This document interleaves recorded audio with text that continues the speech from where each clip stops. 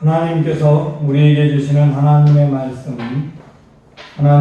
말씀은 에스겔서 29장 1절로 21절 말씀입니다. 에스겔서 29장 1절로 21절. 제가 가진 성경으로는 구약 성경 1196쪽입니다. 하나님의 말씀 함께 교독하겠습니다. 열째 해 열째 달 열둘째 날에 여호와의 말씀이 내게 임하여 이르시되 인자야 너의 목에 바로와 온 애굽으로 얼굴을 향하여 예언하라. 너는 말하여 이르기를 주 여호와께서 이같이 말씀하시되 애굽의 바로 왕이여 내가 너를 대적하노라. 너는 자기의 강들 가운데 누운 큰 악어라. 스스로 이르기를 나의 이 강은 내 것이라. 내가 나를 위하여 만들었다 하는도다. 내가 갈고리로 내 가랑이를 빼고 너의 강의 고기가 내 그늘에 붙게 하고 내 그늘에 붙은 강의 모든 고기와 함께 너를 너의 강들 가운데서 끌어내고 너와 너의 강의 모든 고기를 들에 던지리니 내가 지면에 떨어지고 다시는 거두거나 모으지 못할 것은 내가 너를 들짐승과 공중의 새의 먹이로 주었음이라. 애굽의 모든 주민이 내가 여호와인 줄 알리라. 애굽은 본래 이스라엘 족속에게 갈대 있었나니라. 그들이 너를 손으로 잡은즉 내가 부러져서 그들의 모든 어깨를 찢었고 그들이 너를 의지한즉 내가 부러져서 그들의 모든 허리가 흔들리게 하였느니라. 그러므로 주 여호와께서 이같이 말씀하셨느니라. 내가 칼이 내게 임하게 하여 내게서 사람과 짐승을 끄는즉 애굽 땅이 사막과 황무지가 되리니 내가 여호와인 줄을 그들이 알리라. 내가 스스로 이르기를 이 강은 내 것이라. 내가 만들었다 하도다. 그러므로 내가 너와 내 강들을 쳐서 애굽 땅 밑들에서부터 수엔의 꽃 구스 지경까지 한평양 황무지 꽃 사막이 되게 하리니 그 가운데로 사람들의 발도 지나가지 아니하며 짐승의 발도 지나가지 아니하고 거주하는 사람이 없이 40년이 지날지라. 내가 애굽 땅을 한평양 나라를 같이 한평하게 하며 애굽 성도 사막이 된 나라의 성같이 40년 동안 한평하게 하고 애굽 사람들은 각국 가운데로 흩으며 여러 민족 가운데로 흩치리라. 주 여호와께서 이같이 말씀하셨느니라. 40년 끝에 내가 만민 중에 흩은 애굽 사람을 다시 모아 내되 애굽의 산 같은 자들을 일으켜 바로스 땅곧 그 고국 땅으로 돌아가게 할 것이라. 그들이 거기에서 미약한 나라가 되되 나라 가운데서 지극히 미약한 나라가 되어 다시는 나라를 위해 스스로 높이지 못하리니 내가 그들을 감하여 다시는 나라들을 다스리지 못하게 할 것임이라.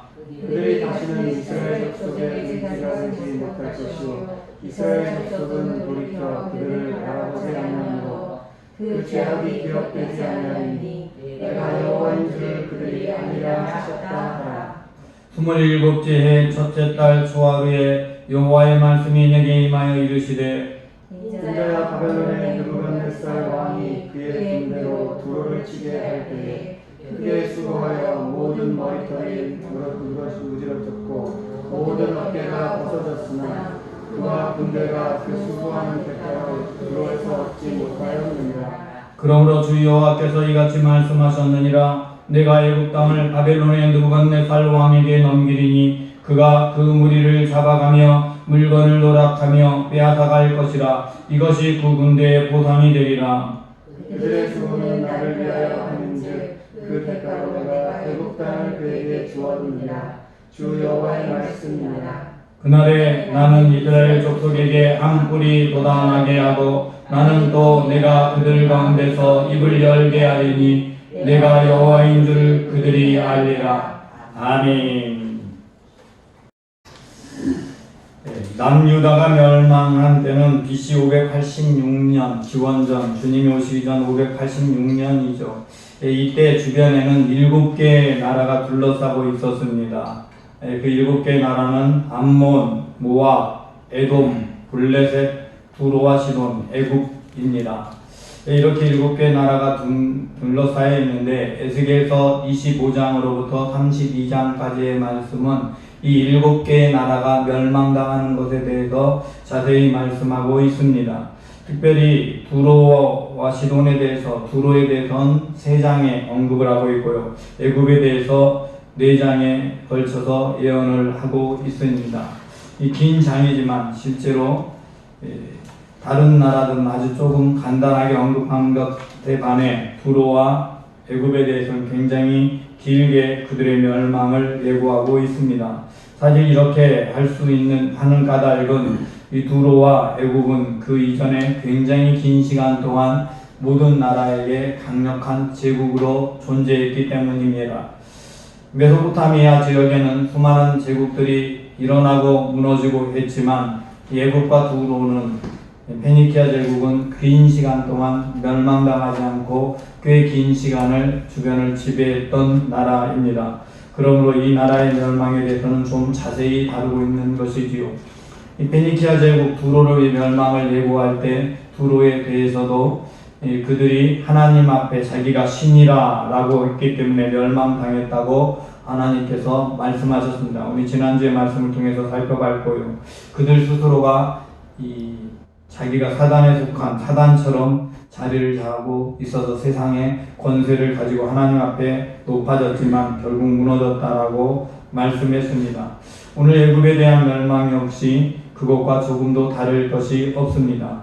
애굽이 왜 멸망당했을까? 애굽은요, 이 당시에 유다가 멸망당하고 얼마 안 돼서 갈그미스 전투에서 바벨론에게 패한 후에 멸망이 당합니다. 유다가 70년 만에 다시 돌아오겠다라고 예언을 되었다면 애굽은 40년 만에 돌아오겠다라는 예언이 되어 있는 것을 볼 때 애굽의 멸망과 유다의 멸망은 30년 정도가 차이가 있었다라는 것을 알 수 있습니다. 어찌되었건 애굽이 멸망을 당합니다. 그리고 이 이후에 애굽이란 나라, 여러분 알고 있는 이집트라는 나라는 세계에 단 한 번도 영향력을 미치는 나라가 된 적이 없습니다. 언제나 다른 나라에 침략만 당하는 나라가 되었습니다. 예수님이 오시기 이전에 세 나라가 돌아가면서 애굽을 점령했고 그 이후에 로마의 식민지였다가 그 다음에 이슬람권의 식민지가 되고 그렇게 긴 시간 다른 나라의 식민지로 이집트는 존재하게 됩니다. 이슬람 제국의 멸망 이후에도 이슬람 문화권으로 그대로 남아있지만 그 이후에도 무솔리니의 침략을 받기도 했고요. 그러면서 여러 나라들의 침략을 받은 나라, 식민지로 있던 나라가 바로 애굽입니다. 지금은 해방된 나라로 아프리카에는 비교적 잘 사는 나라지만 그럼에도 불구하고 변방에 있는 지역들은 여전히 다른 나라들의 도움을 받아야 되는 그런 열악한 환경에 있는 나라가 애굽이지요. 그럼 오늘 본문은 애굽에 대해서 이렇게 말씀을 시작하고 있습니다. 3절 말씀에 보면 너는 말하여 이르기를 주 여호와께서 이같이 말씀하시되 애굽의 바로 왕이여 내가 너를 대적하노라 너는 자기의 강들 가운데 누운 큰 악어라 라고 말씀이 시작됩니다. 그럼 애굽의 멸망의 예고는요 출발이 너는 강 가운데 누워있는 큰 악어라 라는 말로 시작을 합니다. 도대체 왜 애굽을 악어라고 했을까요? 지금까지 강대한 나라로 긴 시간 있었던 그 나라를 대해서 악어라라고 말하고 있습니다. 왜냐하면 이 강의 주인, 특별히 이집트 지역의 아프리카 지역의 강의 주인, 강에서 가장 큰 영향력을 행사하고 있는 동물이 악어이기 때문에 우리말로 번역할 때 악어라라고 번역이 되어져 있습니다. 이 욥기에서 지금은 리워야단이라고 성경에 그렇게 기록이 되어져 있지만 개역 개정판 이전에 리워야단도 역시 악어로 번역이 되어 있었습니다. 또는 라합이라고 되어 있는 것 역시 악어로 번역이 되어져 있었습니다. 라합과 리워야단은 같은 어원을 가진 말이고요.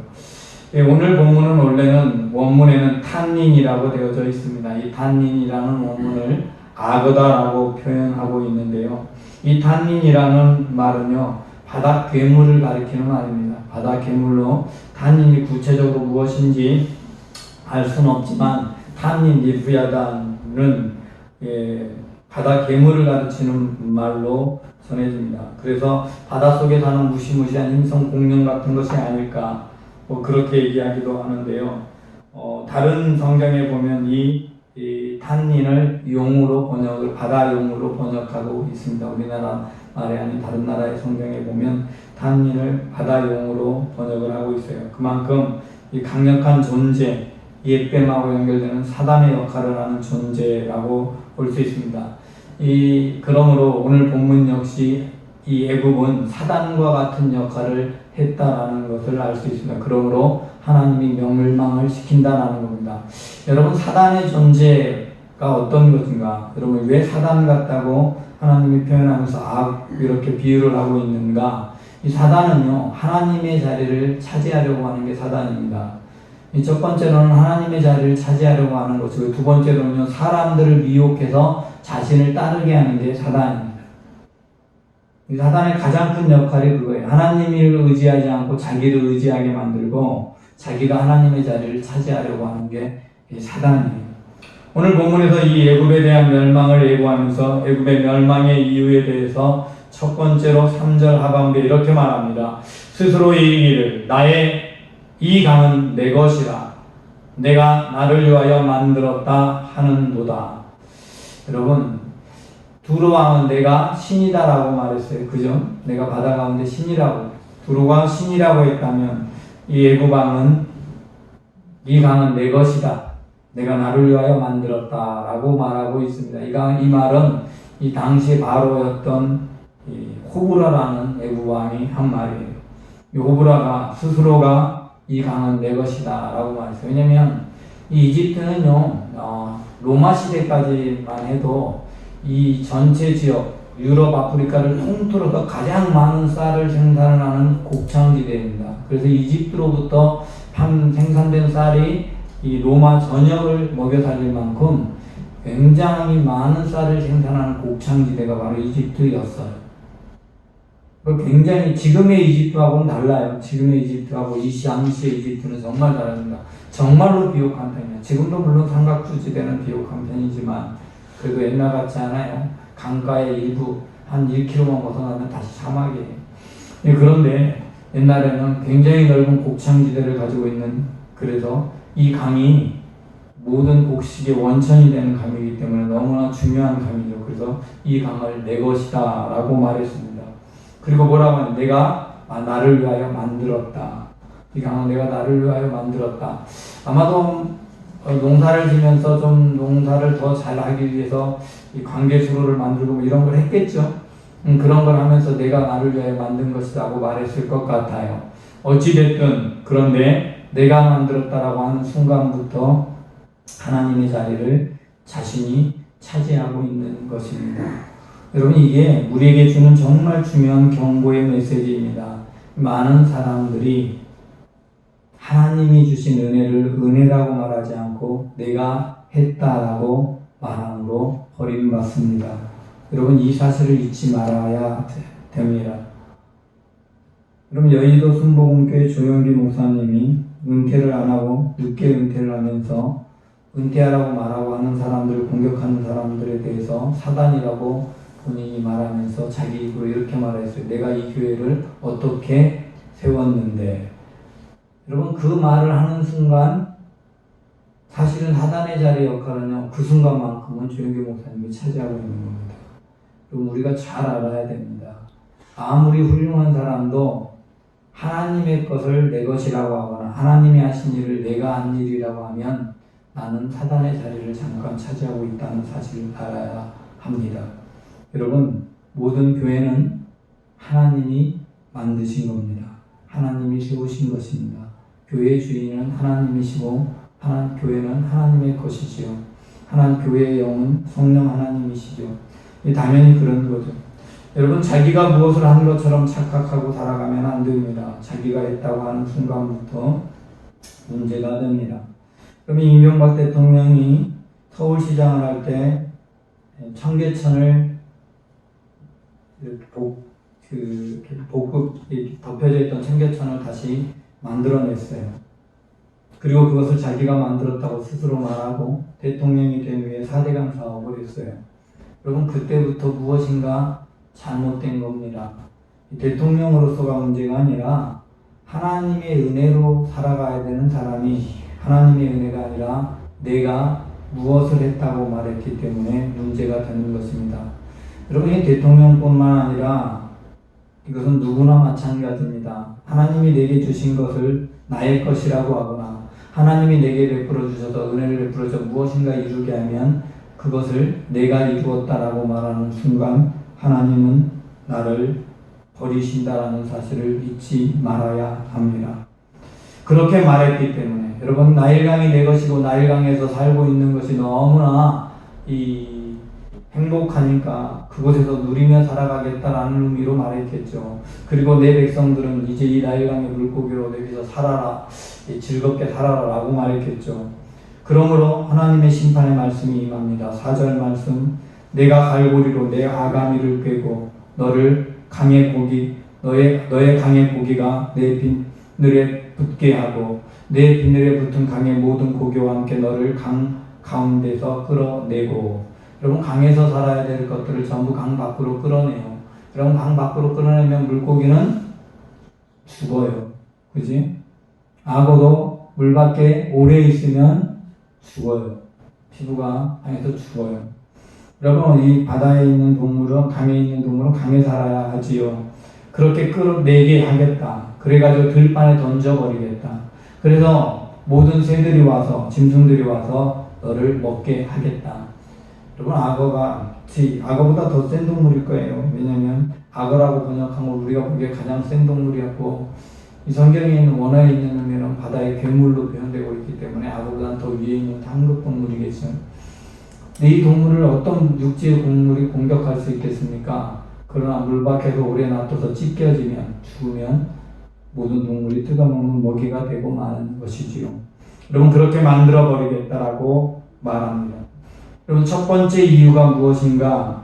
하나님의 것을 자기의 것이라고 한다. 그리고 자기가 하나님이 한 일을 내가 했다라고 말하는 게 멸망의 첫 번째 원인이었다는 사실입니다. 두 번째, 6절 말씀 함께 있습니다. 시작.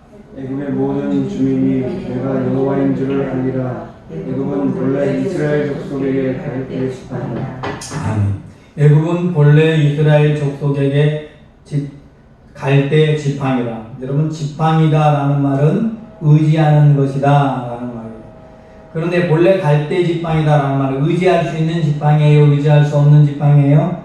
의지할 수 없어. 갈대 지팡이 짚으면 다 부러져 버리고 넘어지는 거야. 그런데 그것을 알지 못한 채 이스라엘 백성들은 애굽을 지팡이인 줄 알고 이스라엘 백성들이 그것을 의지하고 있어. 여러분, 여기에 중요한 비밀이 있습니다. 애굽이 멸망당한 이유, 하나님의 백성들이 의지하고 있기 때문에. 그래서 멸망당한 거예요.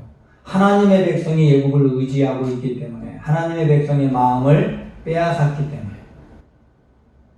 여러분, 사람의 마음을 빼앗아 버리는 사람, 미혹하는 존재가 사단이죠. 애굽이 한 일은 자기도 모르고 한 일이겠지만 사단이에요. 여러분, 그런데 이 이야기가 우리들의 이야기로 바뀌어지면 좀 더 다릅니다. 여러분, 내가 사람을 미혹하고 있다면 목회자 중에 사람을 미혹하는 목사들은 사단이나 다름이 없습니다. 사람들 미혹해서 엉뚱한 일에 빠지게 엉뚱한 데 매진하게 하고, 어떤 사람은 돈 버는 일에 성도들을 끌어들이는 목사가 있는가 하면, 어떤 사람은 정치적인 활동의 성도들을 끌어들이는 목사가 있고요. 어떤 사람들은 자기와 함께 다른 곳으로 이주시켜버리는 그런 목사들도 있어요. 이거 다 사단이 하는 일을 하는 거죠. 그런 목사는 목사가 아니죠. 스스로 목사라고 하는 것일 뿐 목사는 아닙니다. 이미 사단의 길을 가고 있는 것이죠. 여러분, 그러면 하나님께서는 그를 멸망시키겠다라고 말씀합니다. 그런데 우리들의 편에서 보면요, 하나님이 어떤 것을 멸하시는가? 내가 의지하는 것을 멸하신다 라는 사실을 알아야 합니다. 여러분, 믿음의 사람들이 내가 어떤 것이든 의지하잖아요. 그러면 그는 망가지는 거예요. 믿음의 사람이 자녀를 키우면서 자녀에 의지해서 자녀가 원하는 대로 다 해주고 자녀에 매달리게 되면 하나님은 자녀를 치는 거예요. 믿음의 사람이 남편을 의지해서 남편한테만 매어 살게 되면 하나님이 남편을 치는 거예요. 그럼 믿음의 사람은요, 하나님을 의지하며 자기가 중심으로 서 있어야 돼요. 내 믿음의 가정에 나 혼자 믿는 사람이면 내가 믿음의 가장이 돼서 서 있어야 돼. 하나님 의지하여. 우리 가정이 믿음의 가정이면 우리 온 가정이 하나님을 의지하도록 함께 의지하도록 해야 돼요. 그게 믿음의 사람이 살아갈 길인데 내가 하나님이 아닌 어떤 것이든 그것을 의지하면 하나님은 그것을 갈대지팡이로 만들어버려요. 여러분 사실 갈대지팡이라는 말을요 제일 먼저 사용한 거는요 하나님이 아닙니다. 하나님의 선지자나 하나님의 사람이 아닙니다. 누가 이 말을 사용했느냐? 아수르 왕이 사용했어요. 아수르 왕 사내들이 히스기야 왕 때 이스라엘을 쳐들어와가지고 이 랍사게를 보내서 이스라엘 사람들에게 말합니다. 왜냐면 이스라엘 사람들이 아수르 사람들이 생각하기에 히스기야 왕이랑 이스라엘 사람들이 애굽을 의지한다고 생각을 했어요. 사실 이 히스기야 왕 이전에 모든 왕들은 애굽을 의지했어요. 거의 모든 왕들이. 그러니까 애굽을 의지한다고 생각해서 너희가 애굽에서 군대를 보내줄 거라고 마병을 보내서 우리를 치러올 거라는 생각하지 말아라. 애굽은 갈대지팡이다 라고 말해요. 애굽을 의지하면 다 멸망당할 거다.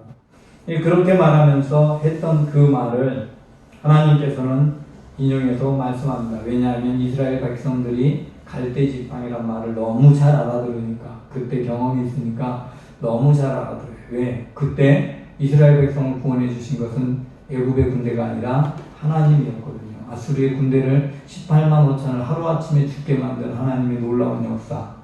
그래서 이 말씀 속에 하나님은 이스라엘을 건져주시고 회복시켜줄 수 있지만 애굽은 결단코 그럴 수 없다 라는 사실을 상기시키기 위해서 이 말씀을 주는 거예요. 이 말씀은 지금 11째, 10째 달, 12째 날이라는 얘기는 지금 이 이스라엘이요 바벨론에 의해서 막 무너지고 있는 시점이에요. 점령당한 시점. 딱 그 시기에 이 말씀을 주신 거예요. 너희가 진짜 의지해야 되는 것은 하나님인데 너희가 애굽 의지했다. 그것을 말씀합니다. 여러분 우리가 의지하는 것 하나님이 부서뜨립니다. 저 보세요. 7절 말씀 그들이 너를 손으로 잡은 적 보세요. 이스라엘 사람들이 아니 믿음의 사람들이 그걸 의지한 즉 내가 부러뜨려져서 그들의 모든 어깨를 찢었고 여러분 의지하는 사람이 내가 의지하는 대상이 망가지면 누구도 같이 망가져? 우리도 같이 망가져. 그죠? 같이 망가져. 그들이 너를 의지한 즉 내가 부러져서 그들의 모든 허리가 흔들리게 하였느라. 내가 기대고 있었는데 기대고 있던 기둥이 무너져 버리면 내 몸이 함께 기우뚱하면서 함께 넘어지고 흔들리는.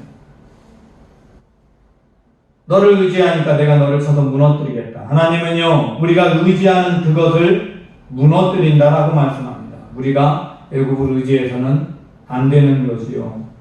여러분 스스로가 하나님의 것을 자기 것이라고 해서 멸망당하고 또한 믿음의 사람이 의지함으로 말미암아 그들의 마음을 빼앗았기 때문에 멸망당하는 게 애굽이었습니다. 여러분 그렇다면 우리들에게도 하나님은 동일한 말씀을 주시고 있는 겁니다. 하나님이 하신 일에 대해서 내게 주신 모든 것이 하나님의 것인데 그것을 하나님의 것이라고 생각하지 않고 내 것인 양 착각하고 살아가면 내 것인 것처럼 마음대로 쓰고 누리기 시작하면 내 것인 것처럼 마음대로 사용하기 시작하면 하나님은 나를 치신다라는 경고를 하고 계시는 겁니다. 또한 내가 어떤 것이든 그 무엇에 의지하게 되면 의지하는 그것 역시 하나님이 치신다라고 오늘 본문은 우리에게 말씀하고 있는 것입니다. 하나님께서는 오직 우리가 하나님만을 의지하기를 원하십니다.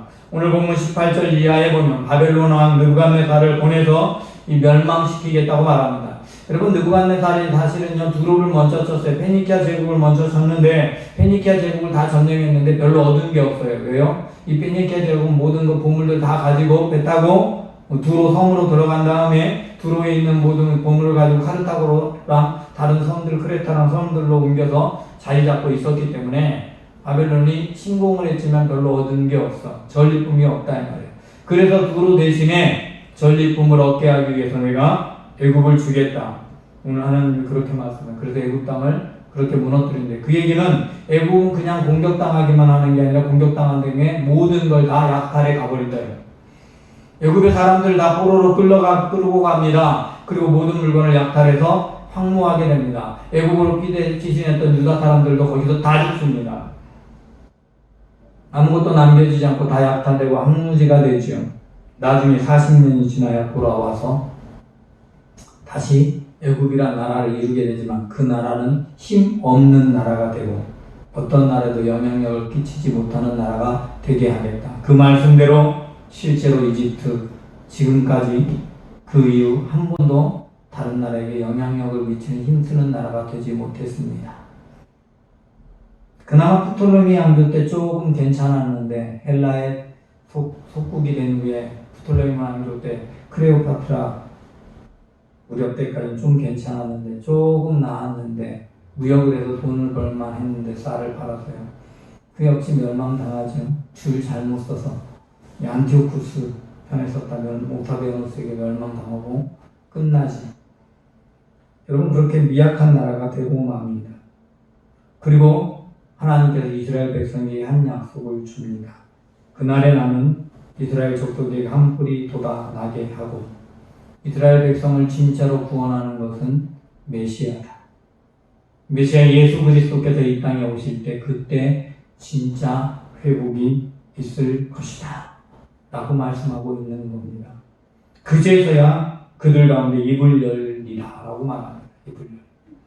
메시아 예수 그리스도께서 오시면 예수 그리스도를 통해서 말씀이 이 땅에 전해지게 되시고 하나님께서 이루신 구원이 전해지게 되고 이스라엘 백성들을 통해 세계 만방에 하나님의 말씀이 전해지게 되는 거죠.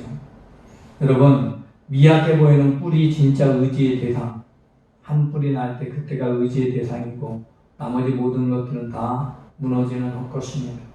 이 땅을 살아가는 동안 우리가 의지해야 될 것은 한 뿌리 예수 그리스도 외에는 아무것도 없습니다. 이 세상에 있는 존재로는 예수 그리스도의 뿐이고 우리의 모든 영혼과 모든 것을 주관하시는 하나님이 우리의 유일한 의지의 대상이라는 사실을 우리는 잊지 말아야 합니다. 그럼에도 우리가 어리석게 내가 가진 것이 내 것인 건장 착각해서 그것 붙들거나 다른 강한 자들을 의지하면 우리는 허무하게 무너질 것입니다. 저와 여러분이 이 땅을 살아가는 모든 날 동안 나의 진정한 의지의 대상은 한뿔 예수 그리스도 이 세상의 주관자 하나님뿐이시라는 사실을 잊지 마시고 주님을 붙들고 살아가는 하나님의 백성 되시기 바랍니다.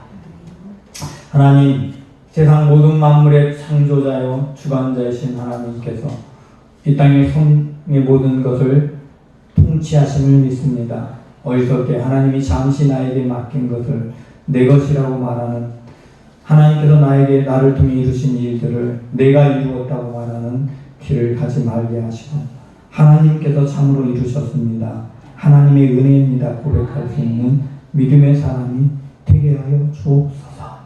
주께서 진리의 말씀으로 우리를 붙잡아 주시기를 소망하며 우리를 구원하신 구주 예수 그리스도 이름으로 기도드리옵나이다.